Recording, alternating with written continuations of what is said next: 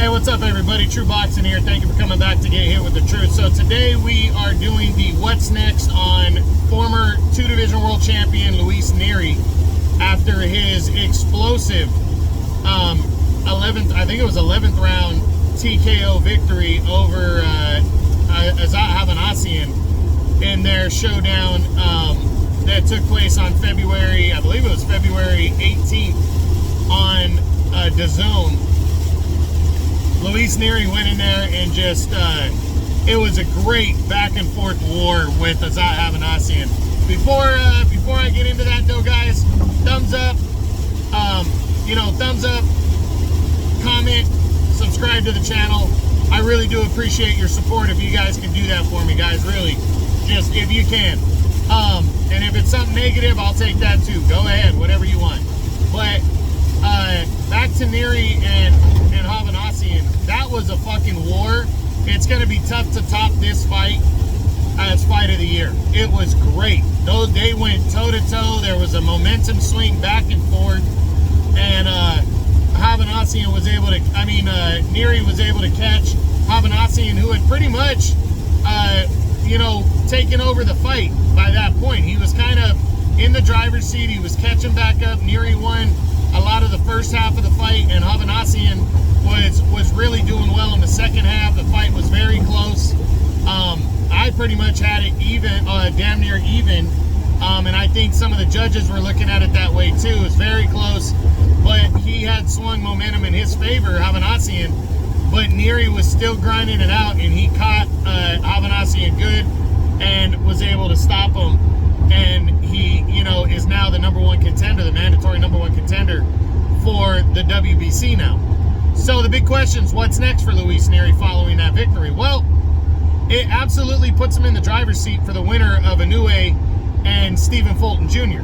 Naoya Inoue, the monster, is moving up to 122. He's already given up all his belts at 118, and he's going straight after the top dog in the division, the current WBC, WBO unified champion, Stephen Fulton Jr.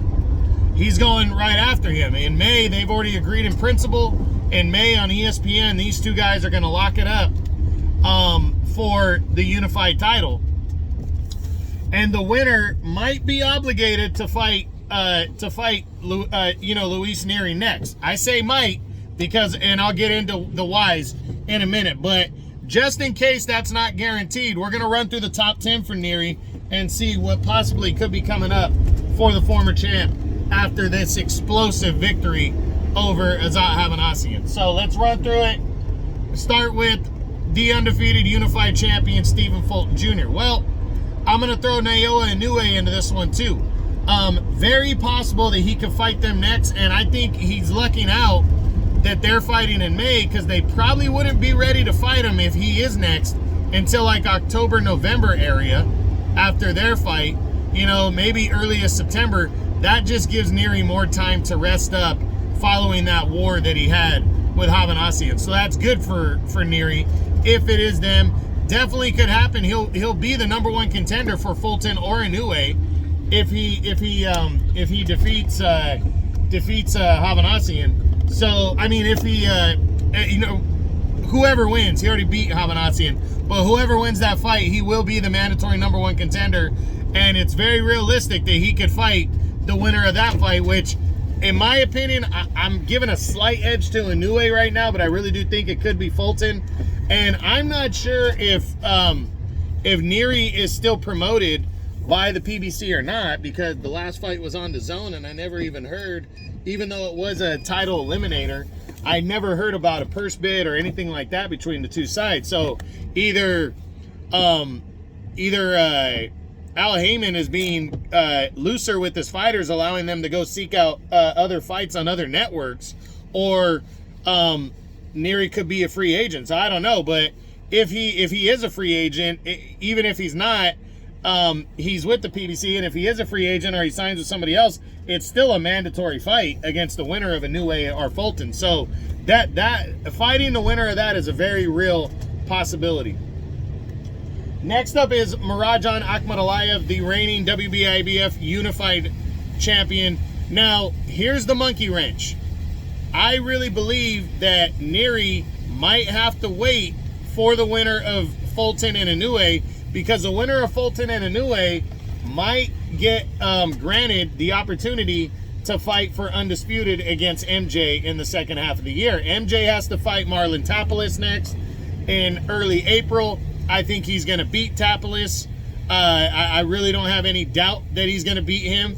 But after that, he's going to have to fight, MJ is going to be there with 2 belts, and the winner of Fulton and Inoue is going to be on superstar level, and I'm pretty sure a governing body like the WBC will grant permission, and Nery would then have to fight to become an interim champion. So first off, Nery's, I don't think he's going to fight MJ. I don't think he's an option, but I'm mentioning MJ because I do think this has some significance with Nery getting the next crack. MJ might get the next crack at Inoue and Fulton for undisputed, but that opens the door for Nery next year early on to fight for undisputed, which is huge. So let's keep going.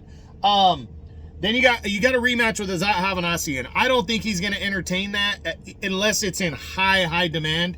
I don't think he's going to entertain that, because why go wear your body out again if he has to wait? Say MJ does get the crack at Fulton and Inoue, the winner of that, for undisputed, and Nery's got to wait. Why in the interim would he fight Hovhannisyan again when he decisively beat him by knocking him out? But why would he fight him again if and put his body through that again? I don't think it's gonna happen, as much as I'd love to see a rematch, because that was a fucking war. But right now it just doesn't make sense for him, so I don't see it. You got Liam Davies, undefeated contender from England. Maybe he would entertain something like this. Maybe not, as maybe like a super eliminator between the WBC and WBO, since Davies is kind of ranked a little high in the WBO. But I'm leaning towards the less likely, because I don't think Nery's going to want to take unnecessary risk. Rais Aleem. I really don't see him and Aleem locking horns. Aleem's a technical type fighter, good boxer. I don't think Nery's going to want to fight a guy like that in his next one. I think that's too much of a risk. Then you got Ronnie Rios, veteran. If he's a free agent, Ronnie Rios ain't a bad dude to fight and get in the ring with. I think Nery would box circles around Ronnie Rios at this point. But I'm not sure where Nery's promotional thing is, but I wouldn't be surprised second half of the year for a Nery Rios fight, just for Nery to fight for the interim title and kind of stay busy ahead of the winner of Inoue and Fulton. You got Ionut Baluta.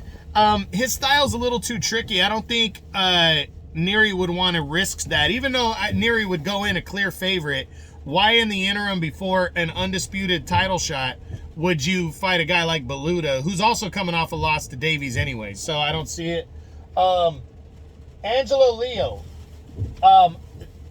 Very real possibility. He's a former champ. Throws a lot of punches. It would be a good little scrap right there, and Nery would be a solid favorite, but he might be a little too risky, but it's still a good matchup. And then finally, Aaron Alameda, who another guy, I think that even makes even more sense. Well, Nery already beat Alameda a couple years back, but it was a good solid fight. That was back in 2020. But if Nery were to say, hey, I'll fight for the interim belt against Alameda, in a rematch, I want to prove that I'm legitimately better, I think it makes sense. So Nery, right now, my overall prediction, who he's going to fight, I think it's 50-50. I really do at this point.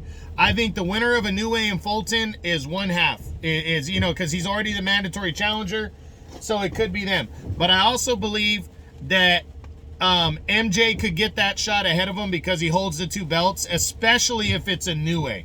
If Naoya Inoue becomes the unified champ, beats Stephen Fulton, Naoya Inoue will call shots. He's a star.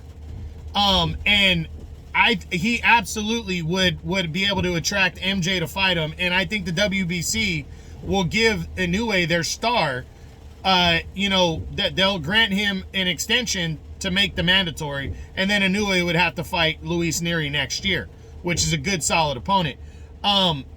If Inoue beats Fulton, then that's what, in my opinion, is going to happen. If Fulton beats Inoue, I think it definitely makes it more of a 50-50 ordeal.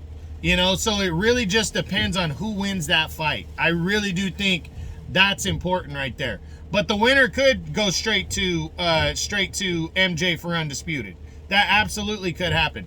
But I also think there's a good chance Luis Nery is going to fight somebody for an interim belt in the second half of the year. If I had to make my overall prediction, I would say Inoue beats Fulton in a very close fight, and then he goes after MJ in the second half of the year, and maybe the WBC orders Nery to fight Fulton because it's such a close fight, or they order Nery to fight somebody like an Aaron Alameda or somebody along those lines, or Ronnie Rios, somebody along those lines, to become interim champion and guarantee a mandatory title shot against the new undisputed champion, whoever that is, between Inoue and Murajan Akhmadaliev. So gonna be very interesting to see. I know this was a lot, but this was a big fight, a big ordeal, and there's a big prize at the end of the day, because I really do believe undisputed is gonna be on the table at 122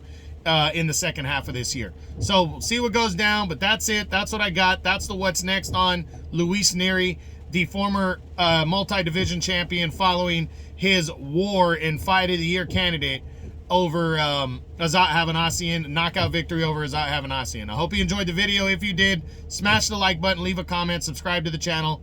I appreciate any and all support. This is True Boxing. You've been hit with the truth.